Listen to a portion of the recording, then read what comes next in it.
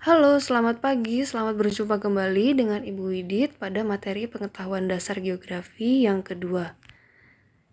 Kita akan membahas materi untuk pada pertemuan yang kedua ini adalah ruang lingkup geografi. Geografi mempunyai ruang lingkup studi yang sangat luas. Yang sangat luas ini dapat kita pelajari, dapat kita lihat dari macam-macam kondisi alam yang dipelajari. Antara lain itu ada analisis fenomena manusia dengan alam. Lalu ada persebaran gejala-gejala alam. Lalu ada hubungan fenomena yang satu dengan fenomena yang lainnya. Serta ada interaksi yang terjadi dalam ruang, baik interaksi antar alam dan alam maupun interaksi antara manusia dan alam.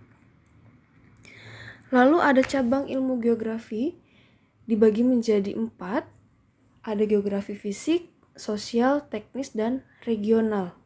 Kalau geografi fisik, kita akan membahas tentang geomorfologi. Lalu ada klimatologi, hidrologi, dan biogeografi. Lalu untuk geografi sosial ini akan membahas tentang geografi ekonomi, geografi kependudukan, geografi transportasi, dan geografi kesehatan. Lalu untuk geografi teknis akan membahas tentang sistem informasi geografi atau yang sering kita sebut sebagai SIG. Lalu ada penginderaan jauh. Yang terakhir ada geografi regional. Geografi regional ini membahas tentang batas-batas administrasi pada suatu wilayah. Yang kedua, kita membahas tentang konsep dari geografi. Konsep geografi ini adalah pola abstrak yang berkaitan dengan gejala-gejala nyata tentang geografi. Kita akan melihat konsep geografi itu ada 10. Yang pertama ada konsep lokasi, yang kedua jarak, 3 keterjangkauan, 4 pola, 5 morfologi, 6 aglomerasi, 7 interaksi dan interdependensi, 8 nilai kegunaan, 9 diferensiasi area, dan 10 keterkaitan keruangan. Selanjutnya kita akan membahas satu persatu dari 10 konsep geografi ini. Konsep yang pertama itu adalah konsep lokasi. Lokasi ini berkaitan dengan di mana sih tempat kalian tinggal. Konsep ini mengacu pada kedudukan suatu objek. Apakah kalian tinggal misalkan di negara Indonesia, lalu titik koordinatnya berapa? Nah, itu adalah konsep dari si lokasi. Lalu yang kedua ada jarak. Jarak ini menunjukkan berapa lama waktu yang dibutuhkan untuk tiba di wilayah tempat tinggal Anda, tempat tinggal kalian. Misalnya jaraknya 30 km. Dari rumah kalian sampai ke sekolah 30 km itu berapa lama waktu yang ditempuhkan? Berapa lama waktu yang dibutuhkan untuk menempuh jarak 30 km itu? Lalu yang ketiga ada keterjangkauan.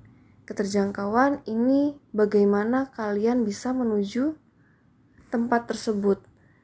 Bagaimana bisa menuju wilayah tempat tinggalmu?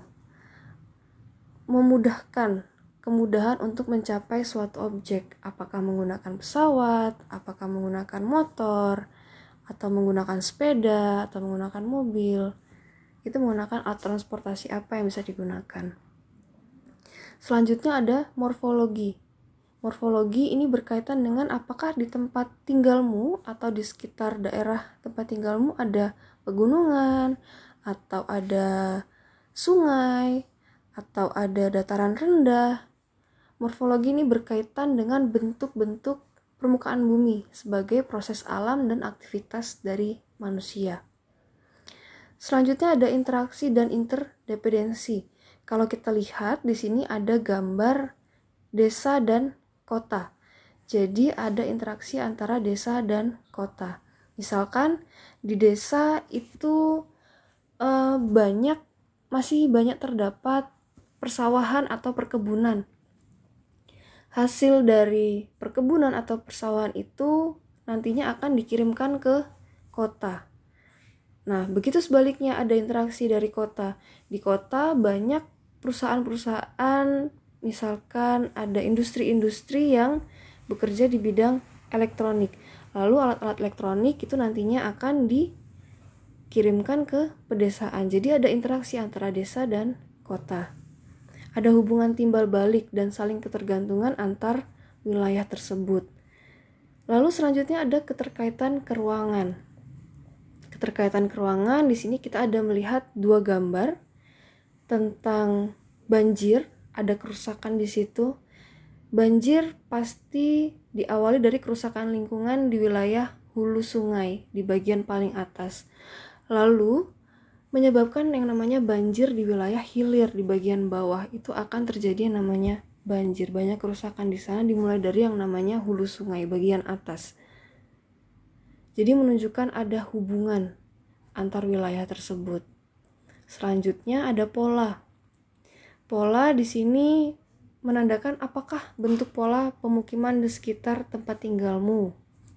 Bagaimana polanya? Bagaimana bentuknya, struktur, persebaran fenomena di muka bumi, itu juga dibahas di pola. Lalu ada aglomerasi. Aglomerasi ini membahas di mana sih pusat kegiatan bisnis di wilayah tempat tinggalmu, di mana sih pusat perbelanjaan di sekitar wilayah rumahmu. Ini menunjukkan kecenderungan atau pengelompokan fenomena pada suatu wilayah, sehingga di dalam wilayah tersebut tidak terjadi kesemrawutan.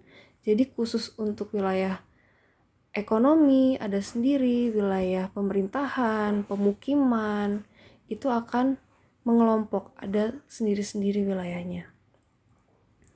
Selanjutnya ada nilai kegunaan. Nilai kegunaan di sini, apakah tempat tinggalmu memiliki fungsi? Apakah ada nilai kegunaannya?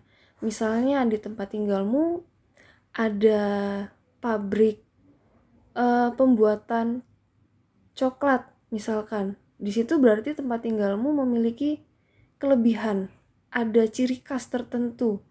Misalkan ada industri keripik pisang.